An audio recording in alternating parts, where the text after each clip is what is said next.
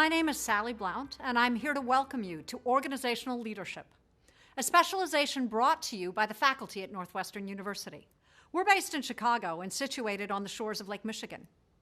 Northwestern University is home to more than 20,000 of the world's best students and faculty. And this specialization represents a collaboration between 4 of our schools: the Kellogg School of Management, the McCormick School of Engineering and Applied Science, the Medill School of Journalism, Media, Integrated Marketing Communications, and the School of Communication. In a moment, you'll be hearing from my fellow deans who represent each of these schools. Now, we chose to come together to address a really important topic. That is, how do we educate leaders for the 21st century marketplace? Leaders who can thrive while building strong organizations and creating lasting value. Now, the topic of leadership has never been more important. We live in a time of profound change when the scale and complexity of organizations is greater than ever before. And we need people who are equipped to lead these organizations.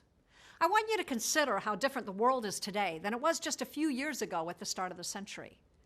The BRIC countries have fundamentally shifted the global economic power balance, moving from representing, say, roughly 5 to 7% of the world economy to almost 25% today in just 15 years. And social media and web-based businesses like Uber, WeChat, and other new technologies, they've changed how business is practiced by reducing barriers to entry across a range of industries, undermining the stickiness of iconic brands, creating greater transparency across employees and customers, and supplying us all with endless data and constant distraction. Navigating this complex, dynamic, global marketplace requires a special type of leadership. Now, we hear people talk about leadership all the time. Everyone wants to be a leader. But what does that really mean? What is a successful leader today? At Northwestern, we answer that question by starting with the challenge of building effective organizations. Now, that's because organizations have always been the drivers of progress and productivity. It's our instinct for collective action to create something bigger and more enduring than ourselves that's deeply rooted in human nature. In business, when an entrepreneur has a really good idea, whether it's a new product or a new solution to an old problem, they build an organization to enact that idea. It could be Steve Jobs and Steve Wozniak in a garage with the first Apple computer. Maybe it's Jack Ma, the former English professor who created Alibaba. If an idea is a really good one, an organization grows around it. Now, it turns out that really effective organizations are hard to build, and they're also hard to maintain. We see this with entrepreneurship. Only 1 in 10 startups survive.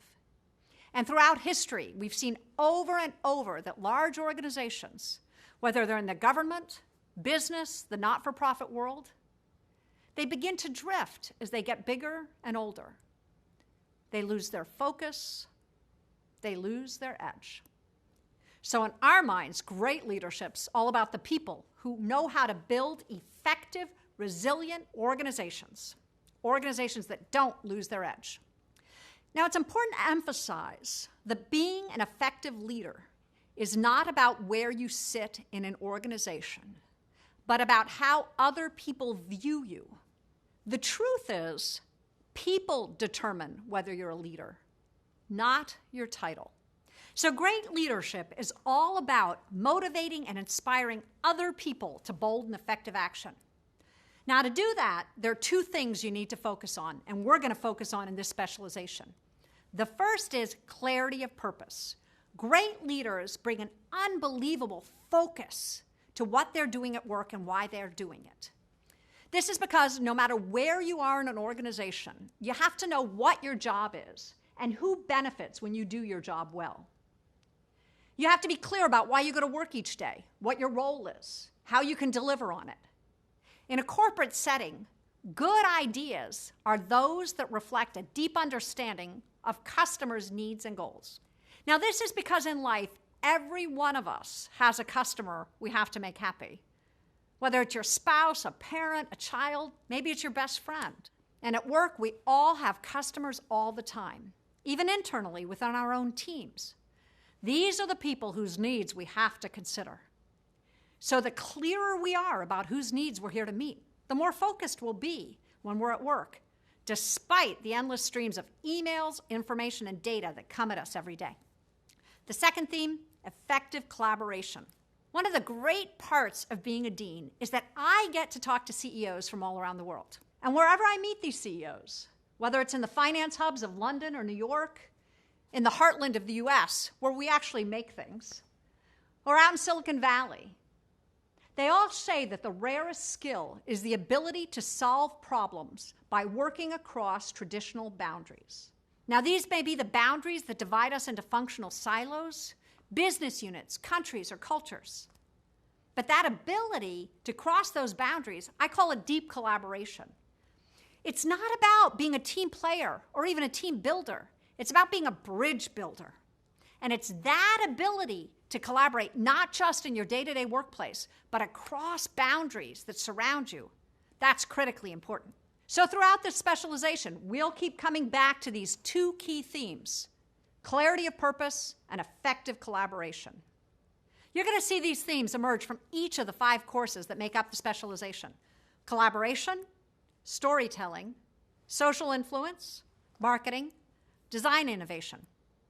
Each of the courses is going to consist of 3 to 4 learning modules, and then we'll synthesize them all together in a final capstone project.